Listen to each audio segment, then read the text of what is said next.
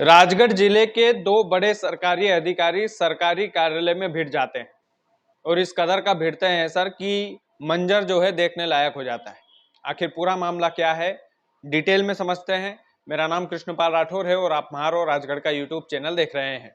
दरअसल सारंगपुर के एसडीएम संजय उपाध्याय और सीएमओ लाल सिंह डोडिया के बीच में जो भिड़ंत होती है वो इस कदर की होती है कि जैसे गलियों में लड़ाई नहीं होती, उसी तरह की लड़ाई इन दोनों सरकारी अधिकारियों के बीच, एसडीएम और सीएमओ, ये दोनों बड़े सरकारी अधिकारी हैं। राजगढ़ जिले के इन दो बड़े सरकारी अधिकारियों के बीच में जो लड़ाई होती है उसका मंजर इतना खतरनाक था कि भाई स्टोरी भी अगर आप सुनेंगे तो आपको लगेगा कि यार ऐसी लड़ाई तो हम हमारी गलियों में देखते हैं। जो गलियों में लड़ाई होती है उसी तरह ये दोनों अधिकारी बुरी तरह से भिड़ गए।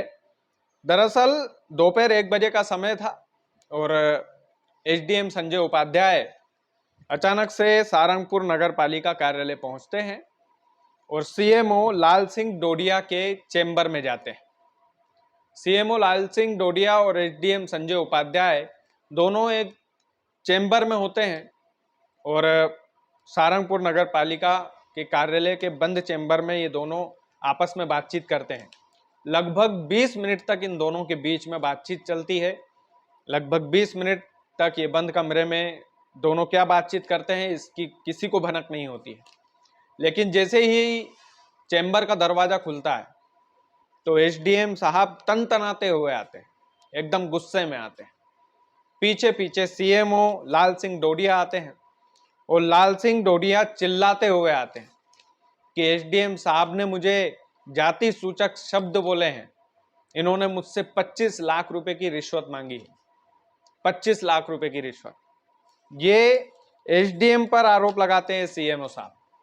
बोलते हैं कि एसडीएम साहब ने मुझसे कहा है कि मैं ब्राह्मण हूं और तू जो है आदिवासी है। इस तरह के शब्द मुझे बोले गए हैं। फिर क्या था, देखते ही देखते नगर पालिका के जितने भी कर्मचारी थे सबके सब सीएमओ लाल सिंह डोडिया के साथ हो जाते हैं और एसडीएम साहब गाड़ी में बैठकर रवाना हो जाते हैं। और ये सीएमओ साहब जो है अपने कर्मचारियों के साथ नारेबाजी करते हुए, भयंकर नारेबाजी हो रही थी, और एसडीएम साहब के खिलाफ नारेबाजी करते हुए थाने पहुंच जाते हैं। थाने पहुंच करके 25 लाख रुपए की रिश्वत का जाति सूचक शब्द बोलने का आरोप एसडीएम पर सीएमओ साहब लगाते हैं और कहते हैं कि एसडीएम साहब ने मुझे बोला कि मैं ब्राह्मण हूं और तू आदिवासी है, इस तरह से जाति सूचक शब्दों से मुझे जो है बोला है और 25 लाख रुपए की रिश्वत मांगी है। मुझ पर 2-3 प्रकरण हैं जिनको रवाना करने के लिए 25 लाख रुपए मुझसे मांगे गए हैं। ये सीएमओ साहब बकायदा थाने में जाकर के बताते हैं। इधर एसडीएम साहब थाना प्रभारी को एक पत्र लिखते हैं। पत्र में वो बोलते हैं कि कुछ मामले जो है, प्रधानमंत्री आवास योजना का एक मामला था, उसको लेकर जो है मैं जांच करने गया था, क्योंकि सीएमओ साहब उसका प्रॉपर तरीके से जवाब नहीं दे रहे थे, इसीलिए मैं खुद वहां पर पहुंच गया नगर पालिका कार्यालय में और मैंने उसकी तहकीकात करने में गया था। इतने में जो है सीएमओ साहब को गुस्सा आ गया और ये तमाम सारी चीजें हुई, तो मैं गाड़ी में बैठकर, और सरकारी कार्य में बाधा डालने का आरोप भी एसडीएम ने, संजय उपाध्याय जी ने लगाया है। और ये सरकारी कार्य में बाधा डालने का अधिकतर जो है ये जितने भी सरकारी अधिकारी होते हैं ये लगाते ही हैं। तो एसडीएम साहब ने बोला कि मैं तो ऑन ड्यूटी था और जांच करने गया था और सरकारी कार्य में बाधा डालने के लिए इन पर केस दर्ज किया जाए और झूठा आरोप ये मुझ पर लगा रहे हैं। जितने भी ये रिश्वत की 25 लाख की रिश्वत की बात कर रहे हैं या जाति सूचक शब्द की बात कर रहे हैं, ये तमाम सारी चीजें जो है ये सब की सब चीजें जो है एकदम झूठी है।